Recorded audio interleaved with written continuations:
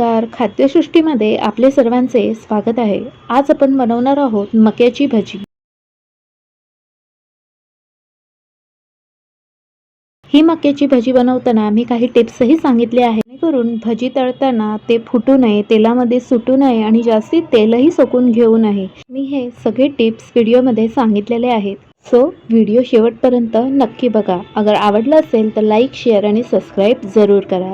मी इथे एका कणसाचे दाणे काढून घेतलेले, ते साधारण 1.5 कप इतके झालेले आहेत। मक्याच्या दाण्यांना आता आपल्याला क्रश करून घ्यायचं आहे। तुम्हाला पाहिजे तर तुम्ही पावभाजी स्मॅशरने देखील स्मॅश करून घेऊ शकतात किंवा पेल्याच्या साहाय्याने देखील स्मॅश करू शकता। मक्याचे दाणे क्रश करण्याचं कारण, जेव्हा आपण हे मक्याचे दाणे तळतो तेव्हा हे मके फुटतात तेलामध्ये, म्हणून हे आपल्याला क्रश करूनच घ्यायचे आहेत। तुम्हाला पाहिजे तर तुम्ही हाताच्या साहाय्याने देखील क्रश करून घेऊ शकता। ते बघा, अशा प्रकारे मी करून दाखवत आहे। इथे आपले क्रश करून झालेले आहेत। आता मी एका बाउलमध्ये हे ट्रान्सफर करून घेते। यामध्ये आता मी 2 हिरव्या मिरच्या बारीक चिरून घेतलेल्या घालत आहे, 5 ते 6 लसणीच्या पाकळ्या किसून घेतलेल्या, 1 इंच आलं किसून घेतलेलं, त्याच्यानंतर बारीक चिरून घेतलेली कोथिंबीर, चवीनुसार मीठ घालून घेत आहे। मसाल्यांमध्ये काश्मीरी मिरची पावडर, ब्लॅक पेपर पावडर, त्याच्यानंतर धणे जिरे मी क्रश करून घेतलेले ते, त्यानंतर ज्वारीचं पीठ घालून घेते 1/4 कप आणि तांदळाचं पीठ 1/4 कप इतकं। आता हे आपल्याला व्यवस्थित मिक्स करून घ्यायचं आहे, जेणेकरून आपल्या मक्यामध्ये जे पाणी असेल ते रिलीज होईल। मी इथे ज्वारीचं पीठ घातलेलं आहे, जेणेकरून कोणाला मधुमेह किंवा डायबिटीज असतील ते लोक देखील हे पकोडे आवडीने खाऊ शकतील कधीतरी। आपल्याला ह्यामध्ये एक्स्ट्रा काही पाणी घालायची गरज नाही आहे। हे बघा, व्यवस्थित प्रकारे आपलं पीठ मळून तयार झालेलं आहे।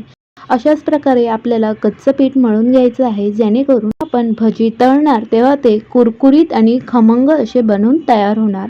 इथे मी एका कढईमध्ये तेल गरम करायला ठेवलेलं, एकदम हाय हीटवरच आपल्याला हे भजे तळून घ्यायचे आहेत, जेणेकरून आपली ही मक्याची भजी कुरकुरीत बनून तयार होणार। इथे आपल्याला हळूहळू करून भजे तेलामध्ये सोडायचे आहेत, जेणेकरून आपले भजी सुटणार देखील नाही आणि फुटणार देखील नाही। इथे 5 ते 6 मिनिटं झाल्यानंतर आपल्याला अलगद हाताने हे भज्या परतवून घ्यायचे आहेत। तुम्ही बघू शकतात आपल्या भज्यांना किती सुरेख असा गोल्डन ब्राऊन कलर देखील आलेला आहेत आणि अगदी कुरकुरीत देखील बनून तयार झालेले आहेत। आता मी हे सगळ्या भज्या काढून घेत आहे आणि सर्व करत आहे। किती कुरकुरीत आणि खमंग असे भज्या तयार झाल्या आहेत। तुम्ही देखील ह्या भज्या नक्की ट्राय करून बघा। आवाजावरून तर तुम्हाला समजलंच असेल की किती क्रिस्पी बनवून हे कॉर्नचे पकोडे तयार झालेले आहेत। अशाच अजून वेगवेगळ्या कॉर्नचे रेसिपीज आमच्या चॅनलवर आहेत, मी त्याची लिंक डिस्क्रिप्शनमध्ये देत आहे, तुम्ही ते नक्की चेक करून घ्या।